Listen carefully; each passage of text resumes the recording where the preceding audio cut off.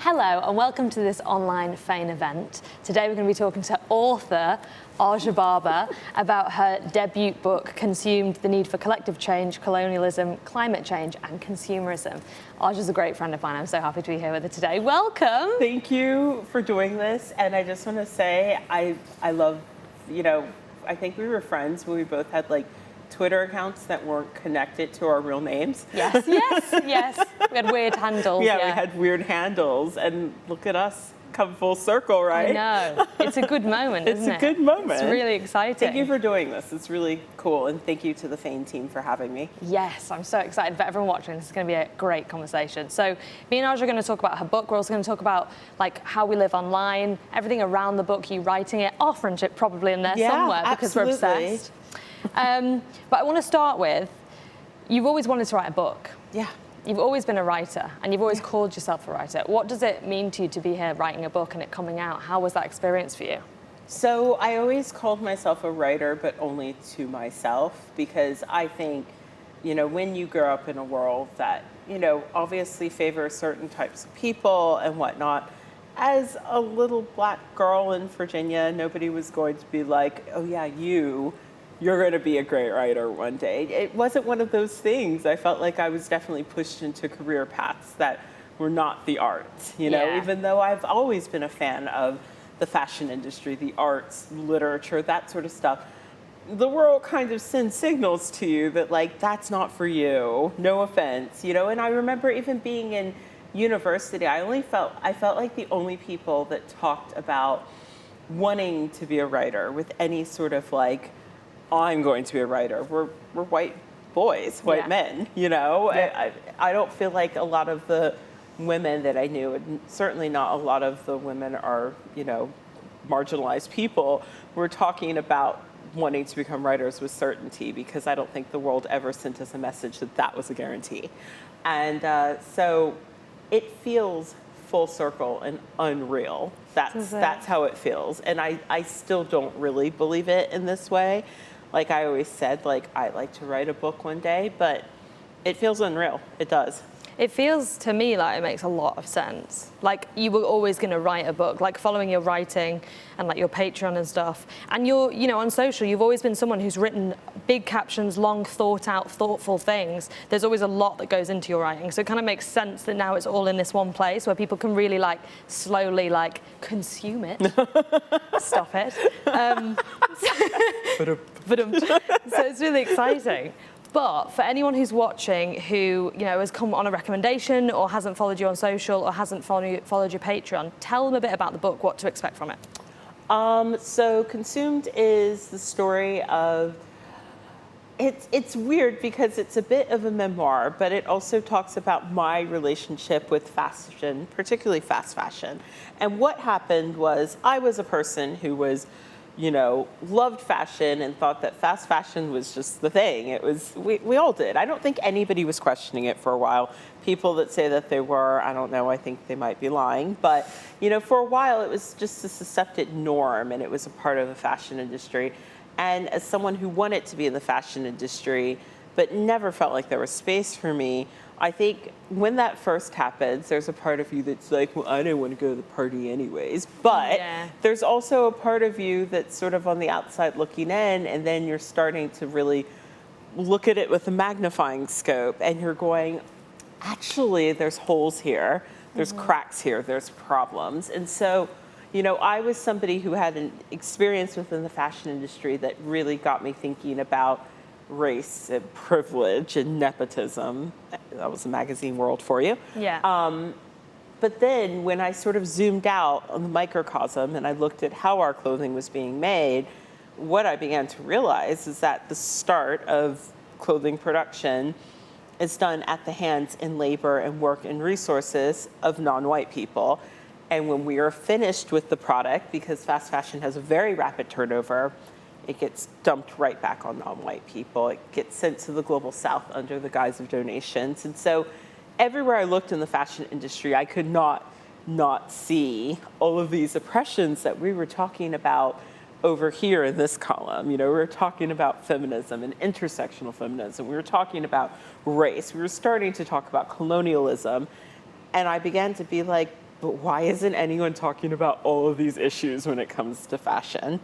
And so the book is my story of starting to really, really unpick that, but also talking to the reader and being like, look, I know it feels like you have to participate, but you don't actually have to. Yes. You don't have to. I felt like I would have a loss of identity if I wasn't. Who would I be if I wasn't buying 25 new items of clothing every year? Like, that's my identity. But what we don't realize is that consumerism as an identity is sold to us at a young age. And so we began to really idolize things that don't actually bring us that much joy, because fast fashion was not bringing me joy. I thought it was. I had been told, you're a woman, you like this. Women be shopping, you know? Yes. And so it wasn't actually bringing me that much joy, but I was kind of fooling myself into thinking that it was. It's like a quick dopamine hit. It's a quick dopamine kick. And then when it's done, there you are, like hiding your clothing that you didn't need in your car. Yeah, and I've got so much stuff. Yeah, exactly. Yeah. Like, oh, I don't want my mom to see this. Better leave it in the car, and then creep out into like the car at like midnight. That sounds like a very specific story. That's I think a lot of people have that story though. Like people will be like, oh yeah, my partner will be like,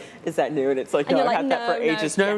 You know, and it's like, why are we lying about this? And why do we feel compelled to lie about this? Maybe we don't actually love it as much as we think we do. Yeah. And maybe we should not do it if we don't love it, and maybe we should think about a different way. And it turns out that the fashion industry also accounts for a large portion of the climate catastrophe that we're hurtling towards.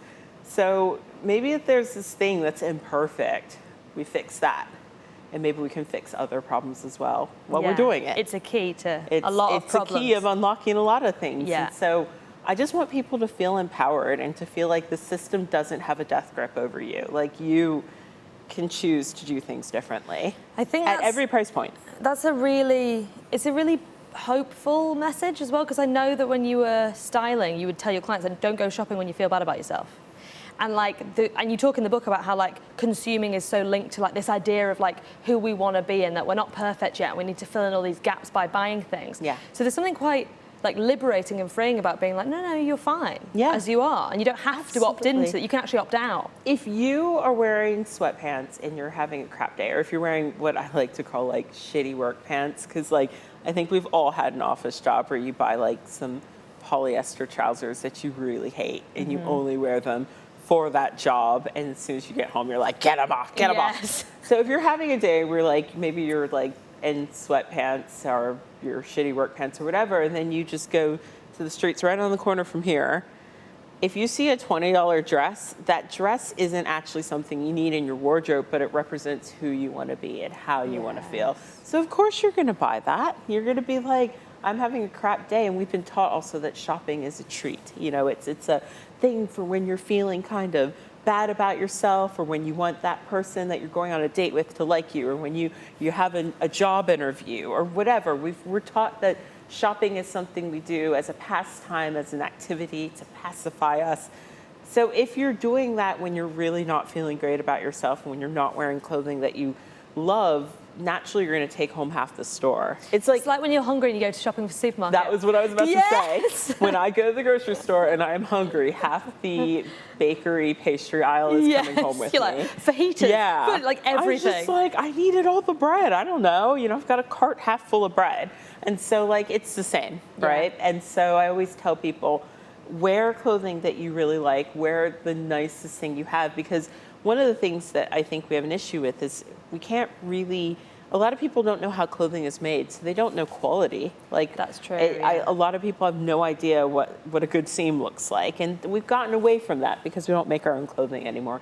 But if you're wearing something that you really like and it's really nicely made, what you'll do without even realizing is you'll be comparing the stuff on the rack to what you're already wearing, and you're going to be less inclined to take home that thing on the rack. And you won't even realize it. You'll be like, oh yeah, this isn't that great because the thing that's on your body. The cut's not this, or it's stretchy, not like this lovely cotton shirt or whatever. Yes. Exactly. The thing on your body is so much better than what's on the rack. So yeah, I give people little tips so that we don't just fall into this trap of making that purchase that ends up hanging in your closet, and then you're not happy with it, and then you donate it and it becomes someone else's problem.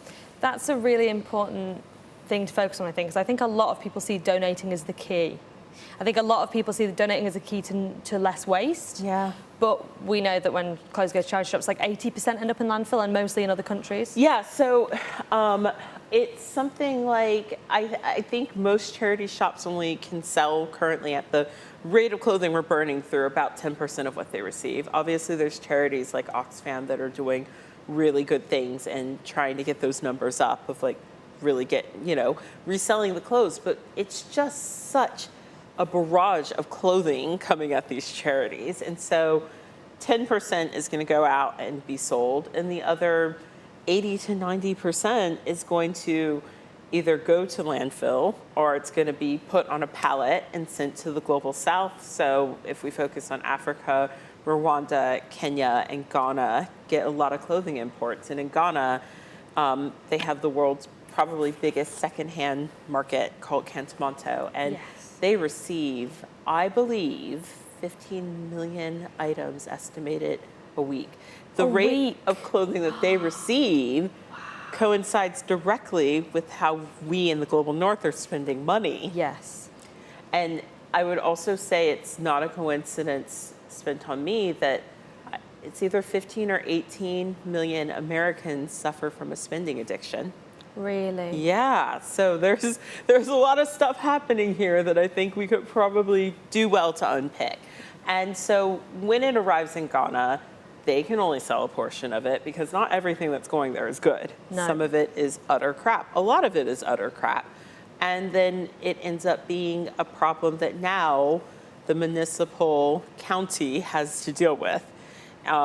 It has filled up a landfill that was supposed to last for many years within like the span of like 2 or 3 years. It ends up in the ocean, in the beach. It ends up in people's neighborhoods. There's a rotting mountain of clothes in the middle of Ghana. And the thing is, I'm American, but I live in London. Americans would be pissed if another country was like, oh, we'll just give you all of our crap. And it's so generous and charitable of us. Americans would be like, what? Yeah. Like now we have to dispose of this. But because I think we, both America and the UK are countries of extreme privilege in a lot of ways, if you look at the global wealth scale. And so there's this idea when you're virtually at the top of the food chain that the person underneath you naturally will want that cast off, Yes, yeah. And that's also tied to NIMBY, which stands for not in my backyard. That is a phrase for, something isn't good enough for you, but it's good enough for that person over there. Yes. Yeah. And that really ties into how we see other people as well, and effectively racism. Yeah, racism, colonialism, that sort of thing. I remember, and this was a chapter that got cut, but one of my first, I kind of always felt that this was going on, but I had this acquaintance one time, older maid, it was just cleaning out her closet, and she would buy all of this clothing on websites, and then she would open it when it really want it, so it just stay on her floor. And then in a month, 2 months, she'd bag it all up and donate it to charity. Wow. This was rinse, lather, repeat. And I remember feeling I don't know about this, but also you clean your wardrobe once a year. Who are you to talk? You know what I mean? So I wasn't trying to be that judgmental, but I did get a little judgy because at one point in time, she had this pair of boots that were broken and she put them in the bag. And I said to her, you might want to just throw those away. I don't think there's a real use for those. Yeah. And she was white, I'm black. She was just no, you don't understand. There are people that are so poor in Africa and China, and they can totally use something like this. They'll fix it, and then they'll wear it. It'll be great. And I just thought, oh, God. Gosh. Oh, God. We see this so much in charity sectors of people giving sanitary products or giving, beauty products, and they're like, there's a bottle of shampoo like this, and it's up to about there, and they go, someone will use that, and people don't want your old rubbish stuff. They deserve integrity and choice. Exactly. If you don't want it, then I don't. Not going to want it. I force myself to use that shampoo bottle. I wouldn't be well, I don't want it, but somebody else could totally use this. Come on. I know. So she kind of turned into people in Africa and Asia want this. And I remember thinking, Okay, she is not out of the norm, which means that I bet a lot of people probably have this mentality, and that's really frightful. And I bet you that there's some real weirdness going on. And now I'm thinking, so people in the global south are getting tons of crap dumped on them. Yeah. So that was a moment where I was like, oh, crap. And then I volunteered in a charity shop one summer. And I always make the comparison. The bags of clothing have like these giant bin bags of clothing that would be like almost stacked up to the ceiling. Yeah. And every time that I volunteered, I'd come in and be like, right, I'm gonna get in here, I'm gonna get this bin down to nothing, I'm gonna mark all this clothing and get it out. And I worked tirelessly until like my fingers hurt from like marking clothes. And then I would come back the following like volunteer date and it would be replenished. Oh, I always said it was never-ending. like, yeah, it was like there's a Greek myth about Prometheus being chained to a rock and every day his guts get ripped out and then they regrow and Right. then they get ripped out again. It was the same thing. Every day I'd be like, right, I'm going to get to the bottom of this, and I return and be like, oh my God. Yeah. And once again, you start to sort of think, okay, we are one charity shop in the global north out of probably thousands. Mm-hmm. And I bet you we're not unique in this situation. Yeah, so where's this going then? Where is this going? Yeah. And I knew, we do our first round of selects, and then the things that were okay, but like not the best, would get sent to like a more economically depressed area in the States. And so I began to sort of really be like, yeah, I don't know, this whole system's feeling a bit weird, man. I'm feeling weird about this, And after volunteering there, I'd go to the mall and I would just be like, no. Yeah, it looks different. Yeah. Once you know that stuff, it's very, very hard. Once those doors are open, it's very hard to go back. Yeah. Everything looks different, doesn't it? It does. And I think once you really take some time off from being within the system of constant consumption of clothing, when you go back, it actually looks quite bizarre. It's a bit like, wait, what? Yeah. It looks over the top. It does. It looks excessive. Excessive. Yes. What I notice now is the plastic packaging. So I've been buying from a fair amount. I don't buy as much, but when I do, I try and either do secondhand or, an ethical brand. And most of the brands that I'm buying from are very aware that the plastic packaging is part of the ecological crisis. We're talking billions of items of clothing all coming in plastic packaging, every year. And we're like, oh, there's a trash island in the middle of the ocean? Of course there is. So, after some time away from that system, I really sort of was like, I bought an item recently from a department store, and it was from a sustainable brand, but it had come from this store. And the store itself isn't sustainable, but they do try and carry some sustainable items. It came wrapped in so much plastic. Oh, yes, I know. And I was like, oh my goodness. And the whole time I'm shopping fast fashion, I'm not even thinking about all the plastic that is involved every single time you buy a garment. Yeah. And it took me, 2-3 years being out of the system to be like, why is there so much plastic for one pair of trousers? Yeah. And those trousers, often when they're fast fashion, are made of plastic too. Exactly. That's what people don't understand. No. The average person does not understand that polyester, acrylic, anything that isn't a natural fiber, meaning it is grown on, from the ground, it's generally plastic. You shared a picture on your stories of a pair of jeans that the denim had degraded away and the polyester stretchy plastic inside the denim had stayed. Yeah. And it looked like a pair of white jeans, effectively. Like, there was so much plastic in that that it almost looked like there was as much denim as there was plastic. It looked a bit like a dead animal too. Yeah, it didn't look like a carcass. It looked like a bit of a carcass, yes. Right? And it was grim, right? Really grim. Yeah, and that's the thing now that, when I buy clothing, I look at, the content, because sometimes you do need a bit of stretch, but I will be like, I don't want to buy something that's 100% polyester. But I think the fossil fuel industry is gearing up to start telling us that we need polyester everything, because there's kind of, obviously, as a world, we're starting to realize, gasoline, stuff like that.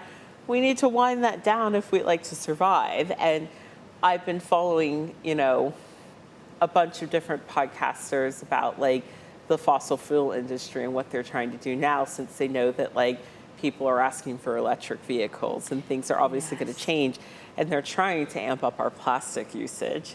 They do this really well, don't they? I remember there was the carbon footprint was created by It Shell? was BP. BP. That's in my newsletter today that's going out. And PR'd out. Yes. For them to be more effectively digestible in terms of like greenwashing their own brand. And to really. put the blame on us. Yes. To make it think that we are... Individuals are to blame. Individuals are responsible. Like, if you take shorter showers, you can save the planet. And it's like, I don't know. I just feel like maybe you all are the problem. It's not me and Gina. Stop telling me to wash my dishes before I put them in the dishwasher and start divesting from fossil fuels. Exactly. Yeah. So yes, it's all about making the average person feel like we are personally responsible for the industry to which has made many of their executives very rich. Yeah. Okay, so let's talk about that a bit more in terms of, you say a lot about, and a lot of people are now talking about this, but I feel like you've been saying this for years, about how the fast fashion industry isn't running on people who are from around the poverty line or working people on low wages. They're not fueling the fast fashion industry. So talk a little bit about that. Okay, so one thing that people don't do, we talk about billionaires, and I'm of the mindset that I don't think billionaires should exist. I just think that is more money than any person needs and more money than you could spend in a lifetime. You probably don't need it and you can't take it with you. And I would not be able to sleep at night knowing that there is so much suffering going on in the world, and I'm just sleeping on a pile of money. Yeah. You know, I really think we have to stop like valuing and praising that in our society, because it's actually a gross look when the planet's on fire. And it's not even aspirational. You have more chance of being homeless than you do ever being a billionaire. Exactly, but that's the thing. We've tricked ourselves into thinking that like that can be you too. It can't. It's never going to be you. It's never. But I don't want that to be me because it's gross. So anyways, when we talk about billionaires, people are always like Bezos and Gates, and yeah, by all means, like, definitely go for those guys. But like, nobody is looking at who owns the fast fashion brands, because I'll tell you, it's a good percentage of billionaires. And that's the problem, is that we've associated, you know, the billionaire as like the evil Scooby-Doo villain in the tech industry. Oh no, they're in the fashion industry. Yes. And the more we all buy into that, the richer we make them. And so I think people really need to start really looking deeper at this, but also realizing, and this is part of the problem with the human brain, we can't quantify what a billion is. We can't quantify how much money that is. Like, there's a certain number where our brains just sort of turn off to really understanding what that looks like. And what people need to understand is that poor and working class people do not have the collective funds to make a billionaire. They don't. Like, one of the resources that I used in my book was the resource generation, and they break down this as it pertains to America, which, you know, it's helpful because America is one of the biggest consumers of fast fashion in the world. So in America, poor and working class people count for, I think, about 3 to 4% of America's wealth. Wow.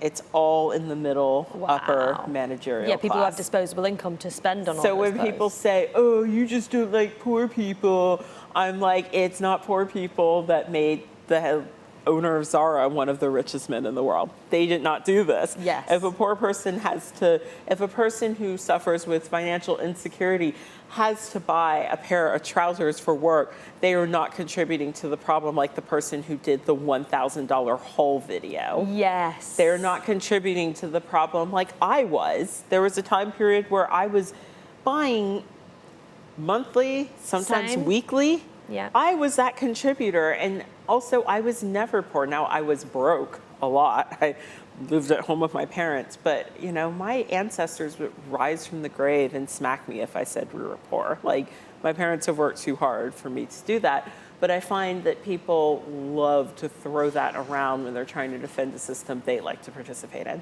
Yes. And I know that from growing up in Northern Virginia, very wealthy, very affluent. When I started to be like, hey, everyone, I think maybe we shouldn't be buying as much fast fashion, I was accused of being classist by people with way more economic income and means and generational wealth than I have ever had. I don't have generational wealth. Yeah. And, you know, I knew people that would go shopping at Forever 21 every weekend, and like, they drove luxury vehicles, which they bought new off the lot, and lived in townhouses bought by their parents, you know? Wow, yeah. not a poor person there, but that is the person that's keeping that system churning and also normalizing it, you know? And then we also do this thing where when a celebrity wears something from the high street, we try and make it seem like that makes them a real man of the people. Yeah, normal person. And I'm like, no, actually this person has the money to, normal person. Gotta address some of these phrases, but yeah, a normal person. Oh, look at them, they're so normal. But actually, this person has the money to support an independent designer to buy ethical and sustainable clothing. Their whole life, yeah. And they should be spreading that message instead of being like, oh yeah, I'm just like you. They're not just like you. Yeah, that always feels a bit trite when they're kind of like, oh, I'm just like you. And it's like, no, but you wrote about this actually on a post this week. It's like you actually have a lot of power and privilege and you can do something with it. And there's no shame in admitting that. Yes. And I have that now too. I didn't have it throughout my life. But now, like, my situation has changed, and that's awesome. Yeah. It's awesome to be in a position where you can influence people, but I think a lot of people sort of are like, I'm just little old me, and I'm like, no, you're not. You have a team of people who work with you. Yeah, let's do something with that. Let's do something with that.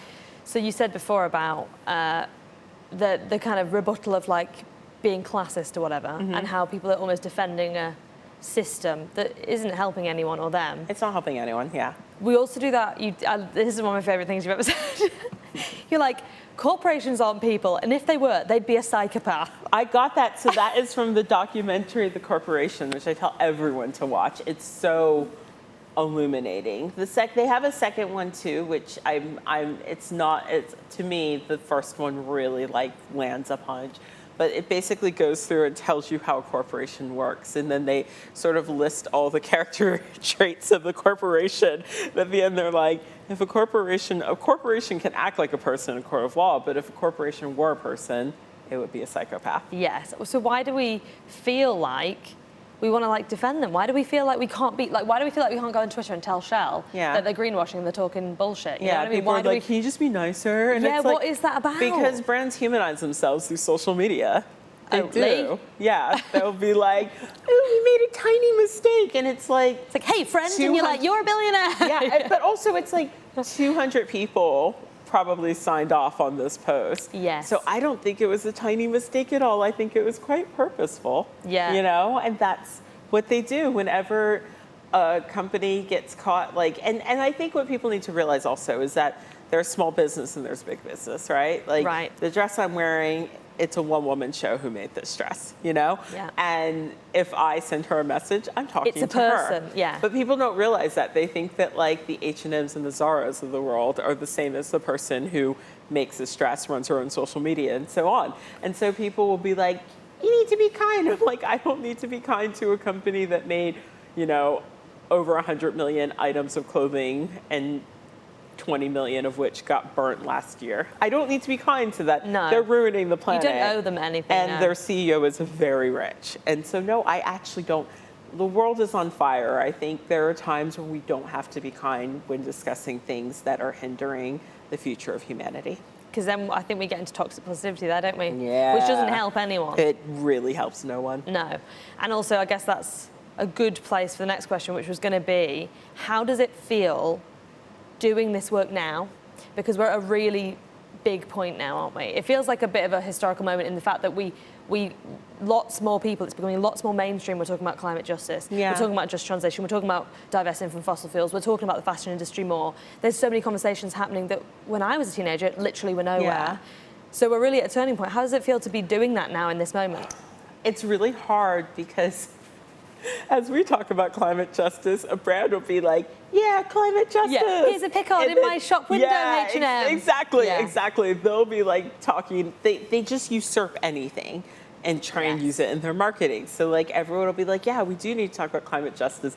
And then some corporation that's dumping toxic sludge in, you know, non-white people's neighborhoods will be like, climate justice. And you're like, no, not you. Yeah. And so it's very hard because I think people get very confused. That's where the greenwashing comes from, right? Mm-hmm. Like anything that becomes very popular and mainstream, the corporations are like, how can we take a bit of that for ourselves, you know? And that's the fight, I think, is to get people to understand authenticity first marketing But I think that's the internal fight always. I also think people don't realize the difference between the brand and the marketing, because I used to work in advertising. And they'd be like, oh, the advertising companies, it's like, the brand, you are beholden to the brand. Yeah. So the brand is going to say to you, do you know what, there's like H&M doing this whole activism campaign with young activists. Yeah. The brand is, well, they actually do their in-house marketing, so it's not a great example, but brands will tell marketing companies and advertising companies, like, this is what we want to talk about right now. Yeah. And then marketing companies will just make that happen. Yeah. And now, like, effectively being active in social issues are becoming in vogue, which is very unsettling. It's 'cause they're becoming very commercialized. unsettling. It's very, and I think you and I both struggle with people being like, oh, you're activists, and we're like, Yeah.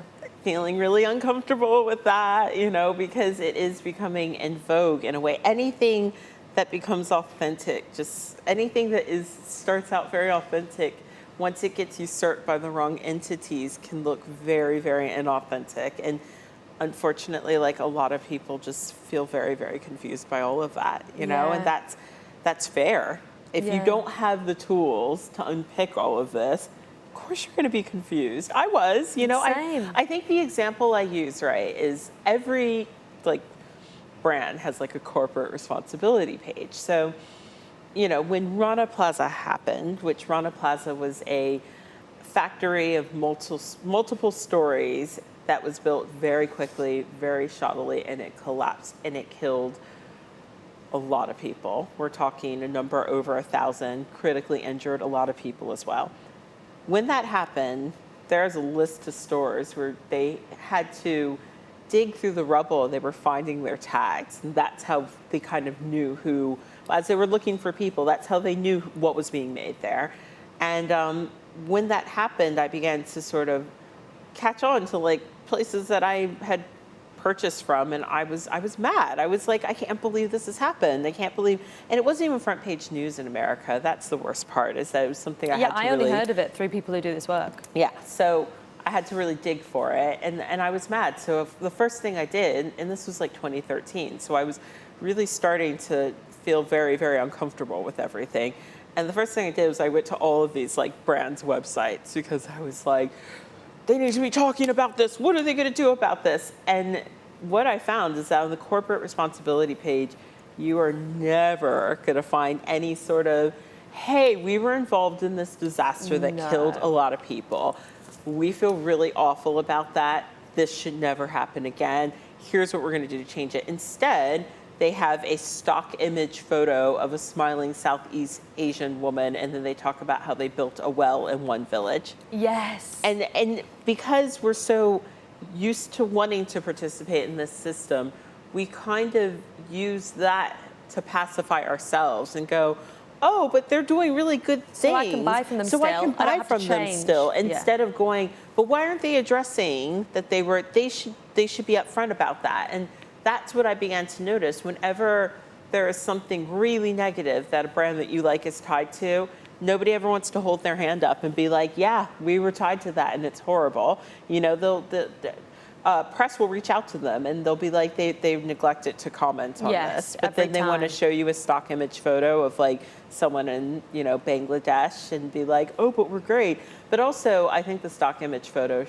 stuff is, like, really bizarre. Like, imagine if every time someone paid your invoice, they took your picture and put it on their website. Oh my gosh. They were just like, so weird. Gina Martin says we're great. And I'm like, so weird. Isn't it weird? Like, that's a way that we, like, tokenize people and, like, treat people like they're less than dignified workers that just want to get paid, you know? It's like holding someone up as some kind of evidence that there's nothing unethical happening. Yeah. It's like, look, here is someone. Okay, go on. Yeah, exactly. So, yeah, I just always tell people, like, okay, you're freelance. Like, imagine if, like, a company took your picture and put it on their website because they paid you. It's so weird. It's weird. Very weird. Yeah, but that ties into, like, racism and, like, you know, colonialism and feeling like, you know, people that make our clothing are somewhat lesser than, but never saying that, because no one will ever say that, you know? Yeah. Well, that's why the book's so great, because it very, very clearly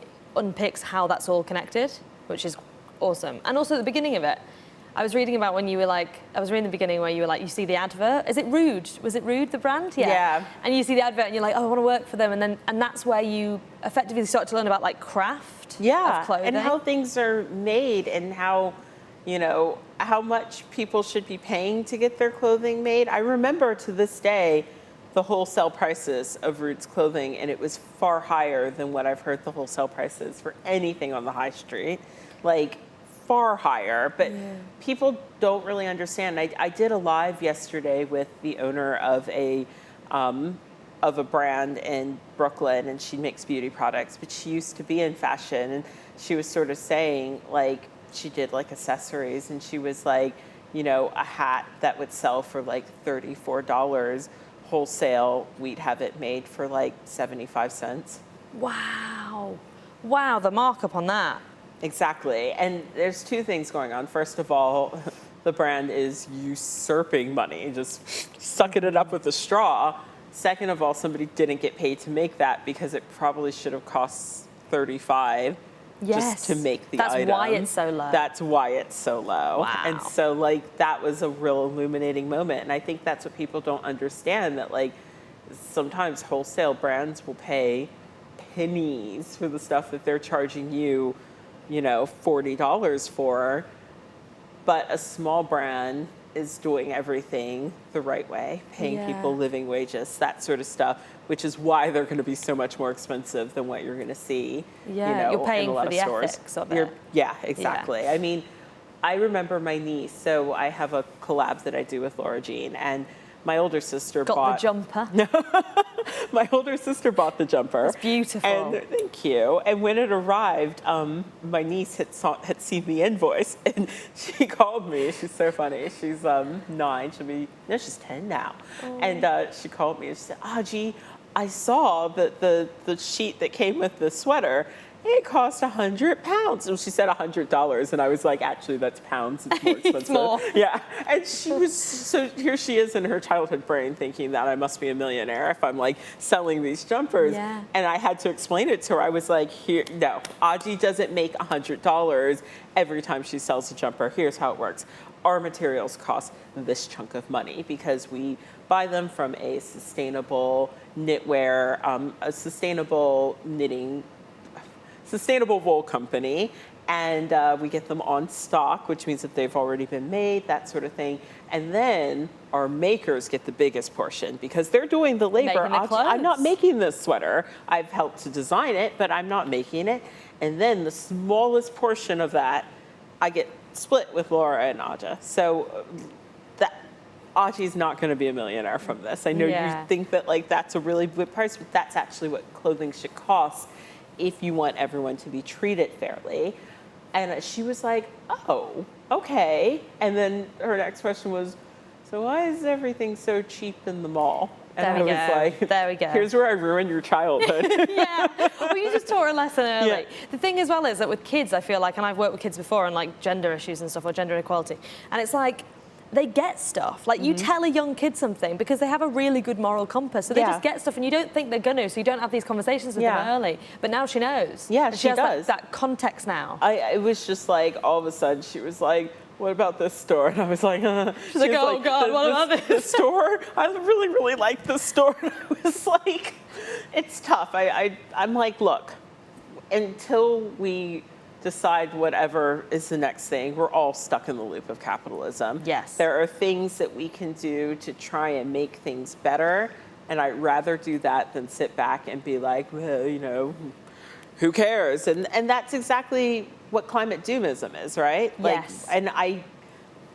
fight it every day because for my job, I have to read all of this stuff, and like, there are some days where I'm just like, whew. Same. But totally. Are we just going to lay down and die, or are we going to go out fighting, you know? Because the thing is your work and like the things you're doing, and my work, although it's different, I guess where you feel like you're moving in a direction, you're part of a small part of the solution, whereas when you consume all that information, you feel like a sitting duck. Yeah. Like it's scary. You feel very exposed too. Very exposed, yeah. There are some days where I'm just like, I'm gonna crawl and like my cats are hanging out under the sofa and I'm like, is there room for me? Yeah. Oh God, cute cats though. On doing stuff though, you have said multiple times, and I think it's a really good like key for how people can take something practical away about how they can help. You say, do what you can with what you have at your own intersection. Yes. Do you want to explain what that means for anyone who hasn't heard it? Yeah, it's going to look different for different people. And I don't think a lot of these problems, we've never solved them before because we've never had them before. So any person that's like, this is the one true solution is kind of talking crap. Like, nobody really knows what the solution is. So I think we've really got to throw everything that we've got at the wall. So like, okay, you're a person who is, one thing we know is that most of us in the global north are buying too much clothing, regardless of what your income level is, you know, whether it's luxury or high street or Shein, we're buying too much. Every single person can say, this year I am only buying X amount of clothing and stick to it. Yeah. That alone deals with a lot of the polyester products that are being churned out rapidly. You know, brands will tell you, oh, we're just responding to consumer demand. But if there's no demand, they're out of money, you know? Yes. So that's one practical small thing that we can do is just be like, I'm not gonna just endlessly shop. I'm gonna really, really be decisive about what it is. And then, you know, if you're someone like me, you know, level up. Stop buying 20 dresses from that store and buy one good dress. Not everyone can do that. I can do that, so I'm gonna do that. Yes. And then, if you have even more time and privilege, start harassing your MP and your lawmakers about this stuff. Sit down, write that letter, take a little bit of time. I can't wait to you know, have a bit more time on my plate so I can really start getting people organized on this stuff. Yes. You know? So I'll we're all join gonna you. have, thank you. We're all gonna have we all have different privileges and not everyone is gonna be able to participate in that. Not everyone is gonna be able to participate in this. But find the thing that you can do. Even if you just learn how to mend your clothing and, you know, the thing that you would throw away because you think it's broken, instead of throwing it away, you mend it. That's an action that you're participating in, and that's something that most of us can do. Yes. And so it's all about finding the thing that you know that this is going to work for me and doing that. Yeah, and being honest with yourself. Yeah, Yes. and being honest about where you lie in it. Because, like I said, I heard a lot of my very wealthy peers going, oh, I shop here because I'm poor. And I'm just like, oh, is that so? Yeah. I know a lot about how much money you have, you know? And that's part of, I think, some of the problems that we run into in our society about all of this is that we don't talk honestly about wealth and privilege. We don't. No, we don't. We, in the UK, people are like, don't talk about money. That's a real disservice because I would argue there are some people that definitely lie by omission about their background and they do that to, you know, fit in, but also so that their peers aren't you know, it's probably not very fair that you get some of these things and I don't. There's a lot of people that definitely lie. And then I think there's a lot of people that are genuinely confused.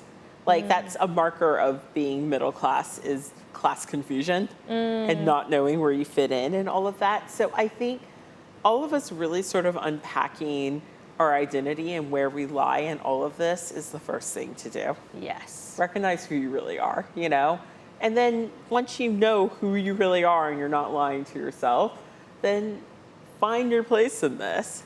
Yeah, And you'll know what you can do with that. You'll then. know what you can do with that. But there's not going to be one true solution. When people are like, everybody just needs to stop buying fast fashion. I'm like, okay. Let's see how, That's one thing you can do, but it's not solving and not everything. everyone is going to be able to be like, well, I'm quitting it tomorrow. You know, one thing we know is that sustainable and ethical brands have not been great on the plus size side of things. But I also think more brands are starting to offer custom sizes and starting to do extended sizes. So that's really great. It's slow going. So I wouldn't go to someone who's bigger than me, and I am a plus size person, and go why are you buying that? Because I know why. Maybe there's not a brand that's going to make your size, and that's fair. And that's so, not on you right now. It's not on you. Yeah. And so literally we need to just recognize that we've got to meet people where they're at. And if we can do that, everyone can feel super empowered and get involved in this conversation. Yeah, and you can bring loads of people along. Yes. And that's what we want. That's is what you more want. people You all want the more time. people. Yes. Okay, so to finish off, let's have a little chat about integrity, which isn't easy to finish off on because it's all me and you talk about. But since we've been following each other, which has been years now, and we've grown in such a lovely friendship. What does it mean to you in terms of, because part of your job is an influencer, quote unquote, but it's difficult to use that term because that usually means influencing people to consume, and that's the opposite of what you are. You're influencing people to consume less. So what does that mean to you? What does your integrity mean online, and what do you want to see more of influencers in the more traditional definition? What do you want to see them doing more?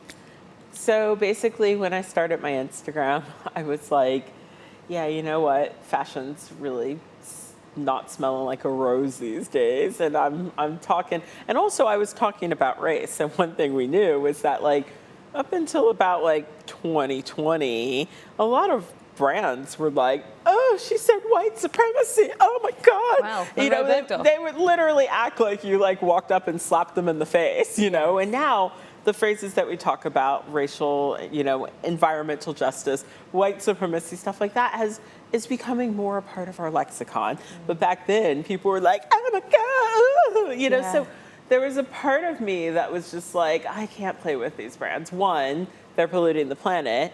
Two, the minute I start talking about my experience as a Black person in a way that doesn't center and coddle whiteness, all of a sudden I'm in trouble. Yes. And I just don't feel like being controlled in that way. I've spent my entire life being controlled in that way. I'm good, thank you. And so I was at this weird place because my Instagram was growing, and the typical ways of monetizing that was to be like, hey, let me sell you some stuff. And I didn't want to do that for various reasons. So I made a pledge one day, and Steven, my partner, really helped me with this because we were like pretty broke. We've never been poor, but we were, after the visa process in the UK, we were broke. Yes. And so, you know, my Instagram was growing, and Steven was kind of like, okay, what are you going to do with this? Because I kind of need some money. Yeah. And I remember one time we were sitting at pub in Peckham, I think it was John the Unicorn, and he said to me, if this brand that you really hate came to you and said, we'll give you £10,000 to promote us and to be on our grid, would you do it? And at that time, £10,000 is a lot of money. Yeah. Like, it isn't in terms of what some influencers make, but to most people, £10,000 is a lot of money. Yes. And it would have definitely solved all of our problems. And so I was kind of like, like biting my fist. And I was like, I couldn't do it. And the reason why is because once your integrity goes, you can't buy it back. Yes. £10,000 will solve your problems, but you can't walk it back later on and go, okay, now I want to really talk about sustainability. But some people are trying to do that. Yes. That's the thing. Yes. Some people are trying to do that. I knew that I couldn't do that because definitely as a Black person, I feel like I'm held to a high level of account. And so I was basically like, no, I can't do that. I'm never going to do that. I don't want to do that. And so then I sort of made this pledge with my readership that I won't take $1 from fast fashion ever on this grid. I really don't sell a lot of clothing on the grid. I have one sponsor to this day, and that's SDR Collective. Resale markets are the future, and I already shop there quite a bit, so it made a lot of sense. Yeah. But I really don't monetize the grid. I would say it's like 95% unmonetized, which people love because they know that they're getting information that is not tainted in any way because there's no incentive. You can't serve two masters. There's just no incentive for me to be like, oh yeah, this brand is doing good things if they're not. There's no. So instead, I said, look, if you want to support my work and you like what I'm doing, I'm going to be over here on Patreon. You know, that's great. I really hope to write a book one day. I hope you'll buy it. But I really don't want to fill this space with ads. And I think people really were happy for that. I think that was actually really needed at the time. I think that was unusual for people to see. I think they really responded to that because they just felt like they were following a person who was talking truth and speaking from a place of experience. Yeah, and also with all the greenwashing that we know goes on, I think people don't know where to look. Yes. You know, but they know that Barber ain't greenwashing anyone. Yes. You know, if someone's, you know, really, really messing up, I'll be the first to be like, I have something to say, you know? Exactly. And so I think people were really happy to get like information that they knew wasn't being tainted by like brand involvement and that sort of thing.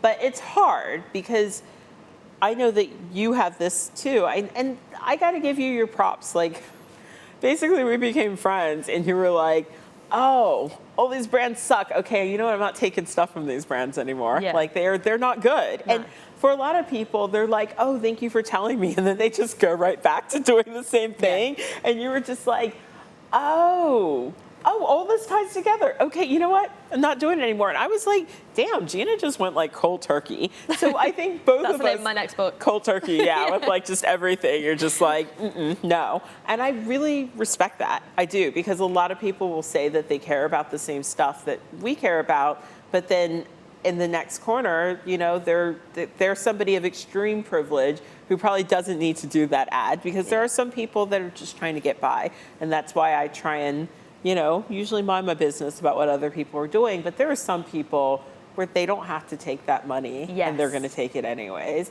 And that's what I talk about with integrity. I think you and I both you come from a working class background. I come from definitely a lower middle class background. And there's a lot of stuff that we sit out. Yes. Because it doesn't align with what we're doing. You can look in the mirror easier. You can look in the mirror easily. It's just difficult. I would find it very difficult to do my job. I don't think I'd be doing my job. Oh, I think I would just get canceled. Like, I think people would just Well, that's the thing. People will allow me to do that. Yeah. And that's why I have to be quite careful. Yeah, but with me, I would just be canceled. Yeah. And there are a lot of people that will say that, you know, they'll share our opinion, or they'll share something bad that like a brand has done and be like, that's really bad. But then like in the next year, they're doing the campaign with the brand. Yes. You know, and that's a lack of integrity. Now, every person is not going to be in a position where they can sit it out. And I recognize that. There are some people where they have to pay their bills, and sometimes it's the lesser of the two evils. But that is not every person. Yeah, and if you can, you kind of should be. That is not every person. There are some people that have extreme financial privilege with you know, platforms, and they're not sitting out anything. They're not leaving anything on the table. They're not leveraging their power and their privilege. And I'm starting to have very little respect for that. Yeah. I really am. And there's also a lot of people that aren't owning like how they've been a part of some of these systems either. Like, everybody wants to be into sustainable fashion now, but like if you like made your first fortune off of selling fast fashion, you gotta at some point hold your hand up and be like, yeah, you know what, I did this and I don't want to do it anymore. There's I a would legacy respect there. that. Yeah. I would respect owning that, like, yes, for like the last 5 years, I've been selling you something once a week, and now I know that that's contributed to an ecological problem. But nobody wants to be part of the problem. No. And the thing is with influencers that people don't realize is that social media and fast fashion are pretty much the same trajectory and timeline. Yes. Like, the ways that things have sped up with fast fashion coincides with our usage of social media.